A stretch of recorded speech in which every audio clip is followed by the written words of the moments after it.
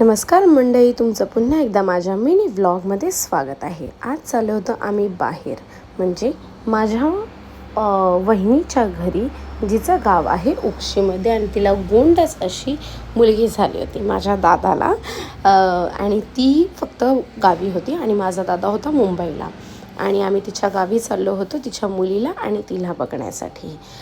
तर आम्ही ह्या ब्रिजवरूनच तिचं गाव येतं, आणि इथे आहे एक पुढे बाव नदी, जी 52 नद्यांचं पाणी एकत्र येतं म्हणून तिला बोललं जातं बाव नदी.